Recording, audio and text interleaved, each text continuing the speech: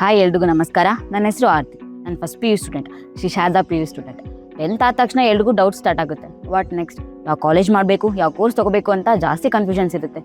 ಈಗ ಎಜುಕೇಷನ್ ಅನ್ನೋದು ಕಮರ್ಷಿಯಲೈಸ್ಡ್ ಆಗಿರೋದ್ರಿಂದ ಕಾಲೇಜಲ್ಲಿ ಜಾಯ್ನ್ ಆಗಿ ಹೋದಾಗ ಆ ಫೆಸಿಲಿಟೀಸ್ ಕೊಡ್ತೀವಿ, ಈ ಫೆಸಿಲಿಟೀಸ್ ಕೊಡ್ತೀವಿ ಅಂತ ಜಾಸ್ತಿನೇ ಹೇಳ್ತಾರೆ.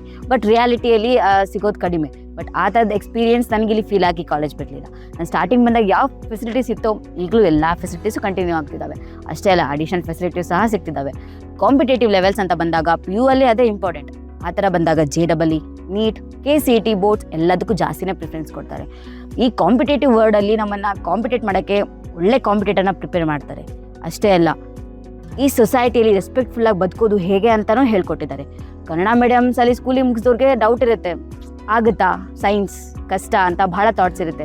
ಆ ಥರ ಥಾಟ್ಸ್ ಎಲ್ಲ ಬಿಟ್ಬಿಡಿ. ನಮ್ಮ ಕಾಲೇಜಲ್ಲಿ ಕನ್ನಡ ಮೀಡಿಯಂ ಸ್ಟೂಡೆಂಟ್ಸ್ಗೆ ಸಪ್ರೇಟಾಗಿ ಕ್ಲಾಸ್ ಮಾಡಿಬಿಟ್ಟು ಅವ್ರಿಗೆ ಲೋ ಫೀಲ್ ಆಗದೆ ಇರೋ ಥರ ಅವ್ರಿಗೂ ಚೆನ್ನಾಗಿ ಪ್ರಿಪೇರ್ ಮಾಡ್ತಾರೆ.